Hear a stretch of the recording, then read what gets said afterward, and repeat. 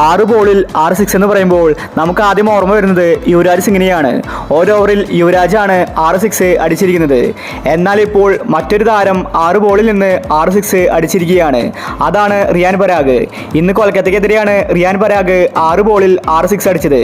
പക്ഷെ താരം അടിച്ചത് ഒരു ഓവറിൽ അല്ലെന്ന് മാത്രം. എല്ലാവരും ഒരു നിമിഷം യുവരാജിനെയാണ് ഓർത്തുപോയത്.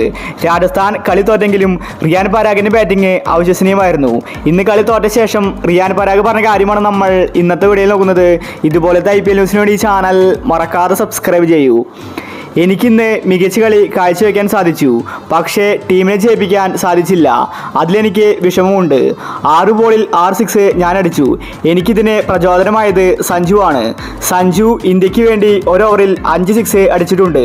അന്ന് മുതലേക്ക് തന്നെ എനിക്ക് ഒരു ഓവറിൽ 6 സിക്സ് അടിക്കണമെന്ന ആഗ്രഹമുണ്ടായിരുന്നു. ഇന്ത്യൻ ടീമിൽ എനിക്കതിന് സാധിച്ചിട്ടില്ല. IPL എങ്കിലും എനിക്കത് ചെയ്യണമെന്നുണ്ടായിരുന്നു. അതുകൊണ്ടാണ് ഞാൻ അടിച്ചു കളിച്ചത്. പക്ഷേ ഒരു ഓവറിൽ 6 സിക്സ് അടിക്കാൻ എനിക്ക് സാധിച്ചില്ല. എങ്കിലും ഞാൻ 6 ബോളിൽ അത് നേടിയിരിക്കുകയാണ്. അതിലെനിക്ക് സന്തോഷമുണ്ട്. ഇപ്രാവശ്യം ഞങ്ങൾക്ക് ഒന്നും തന്നെ ചെയ്യാൻ സാധിക്കില്ല. IPL ഞങ്ങളുടെ കൈവിട്ടുപോയി. അടുത്ത പ്രാവശ്യം ശക്തമായിട്ട് തിരിച്ചു വരുമെന്ന് റിയാൻ പരാഗ് വ്യക്തമാക്കി. പരാഗിന്റെ ബാറ്റിംഗ് കണ്ട് എല്ലാവരും ഞെട്ടിയിരിക്കുകയാണ്.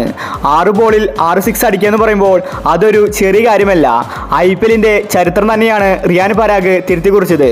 ഒരു ഓവറിൽ 5 സിക്സും തൊട്ടടുത്ത ഓവറിന്റെ ആദ്യ ബോളിൽ 1 സിക്സുമാണ് റിയാൻ പരാഗ് അടിച്ചുകൂട്ടിയത്.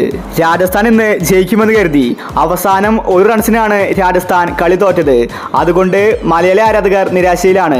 കൊൽക്കത്ത പോലും ഒരു നിമിഷം പേടിച്ചുപോയി. 75 റൺസിൽ 5 വിക്കറ്റ് രാജസ്ഥാന്റെ പോയിട്ടുണ്ടായിരുന്നു. കളി കൊൽക്കത്ത ജയിച്ചുവെന്ന് നേരത്തെ എല്ലാവരും വിധി എഴുതി. അവിടെ നിന്നാണ് റിയാൻ പരാഗ് ആക്രമണ ബാറ്റിംഗ് കാഴ്ചവെച്ചത്. പരാഗിന്റെ 6 സിക്സ് ആണ് കളിയിലെ ടേണിംഗ് പോയിന്റ് ആയത്.